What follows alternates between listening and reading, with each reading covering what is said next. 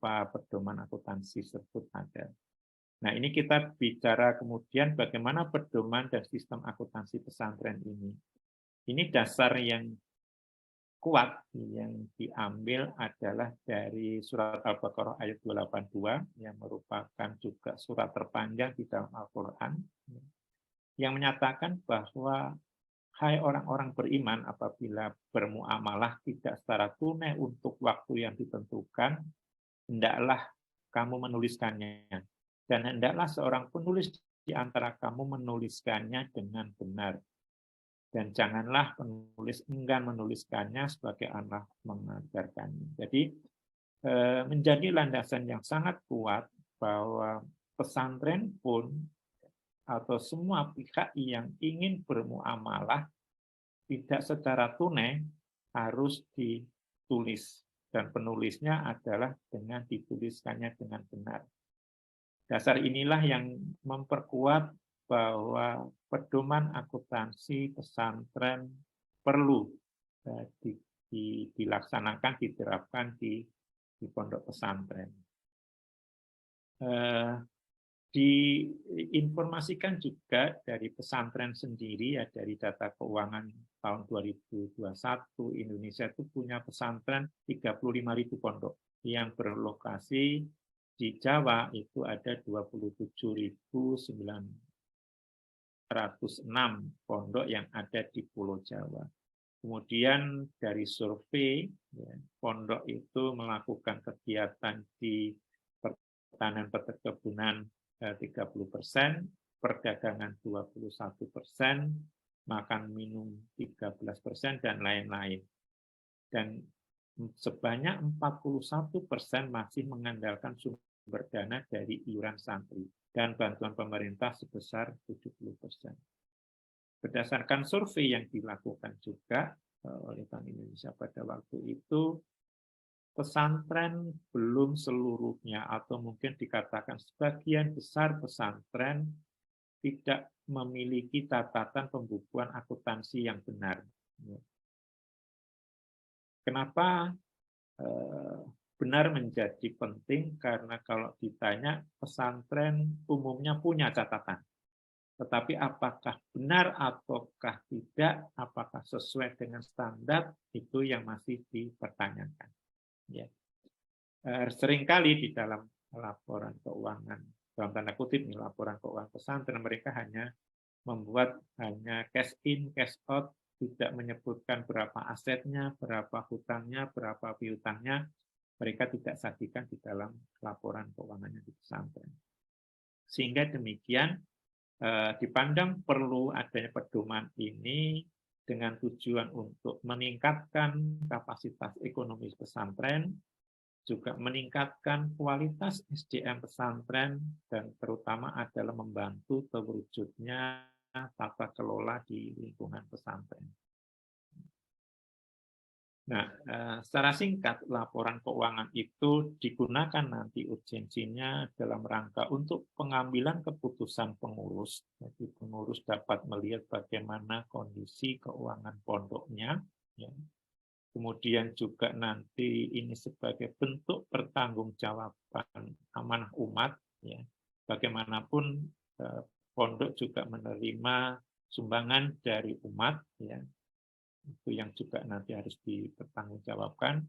Dan yang ketiga sebagai sarana untuk mewujudkan maqasid syariah. Nah, kemudian laporan keuangan sendiri bagi pesantren ini digunakan di dalam rangka kegiatan usaha, terutama yang nanti sebagai eksternal, apabila nanti berhadapan dengan investor, perusahaan, BMT maupun bank yang memang dari pihak eksternal di dalam rangka tata kelola juga menghendaki adanya laporan keuangan dari pondok pesantren. Nah, inilah yang harus disiapkan oleh pondok untuk bisa melakukan muamalah dengan beberapa pihak eksternal. Ini yang dianggap sebagai urgensi daripada laporan keuangan pesantren.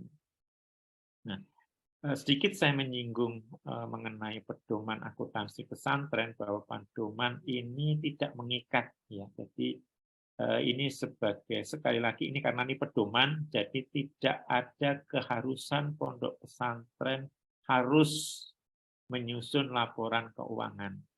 Namun kami melihat ini menjadi sebagai sesuatu yang penting tadi untuk pengambilan keputusan maupun bentuk sebagai untuk sarana makosid syariah. Jadi kami memandang perlu pondok untuk menyusun laporan keuangan.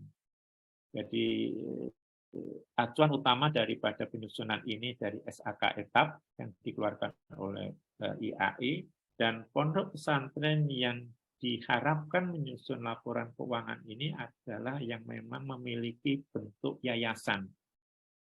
Jadi standar atau pedoman ini berbasis kepada pedoman mengenai laporan keuangan yayasan. Nah, sebagai suatu entitas laporan, aset dan liabilities daripada pondok pesantren ini akan dipisahkan atau dibedakan dengan aset liabilities dari entitas lain, baik organisasi maupun perseorangan. Jadi, khusus yayasan ini dipisahkan dari pengelolaan aset liabilitas yang lain. Secara gambarannya, bahwa pondok ini kita ada namanya SAK etap, kalau memahami akuntansi, ada SAK etap dan ada SAK IMKM.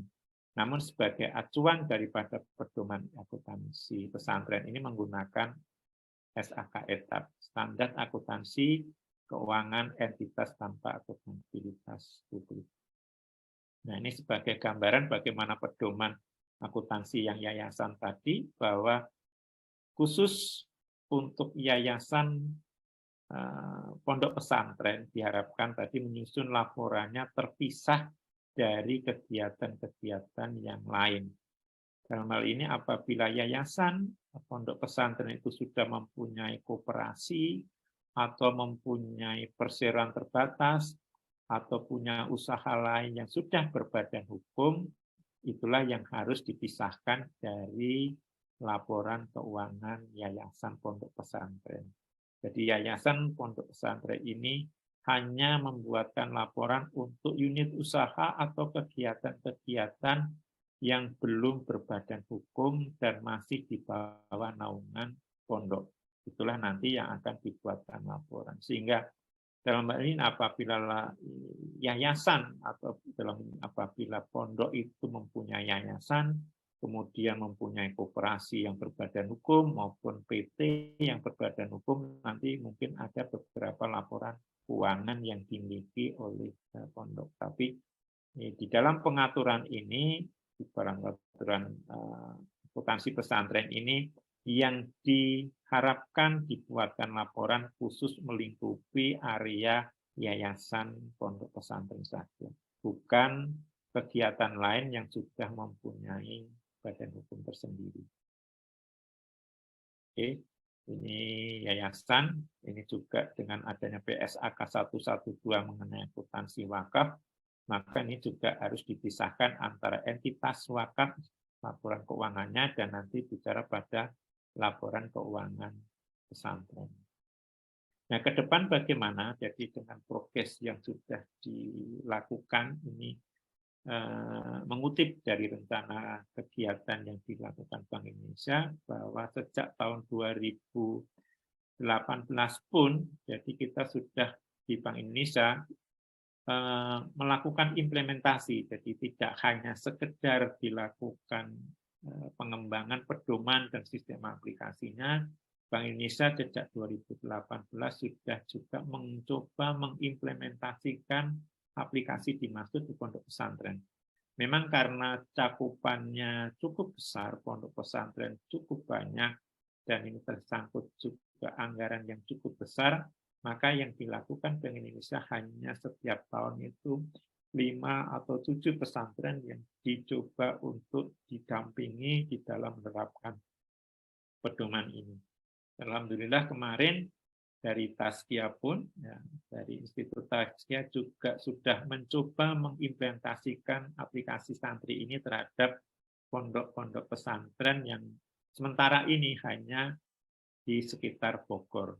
Gitu. Tapi secara keseluruhan intinya adalah bahwa Bank Indonesia, IAI, dan mungkin nanti dengan provider teknologinya dari Kamah Tekno, di tahun 2020 dan seterusnya akan selalu melakukan penyesuaian pedoman dan aplikasi.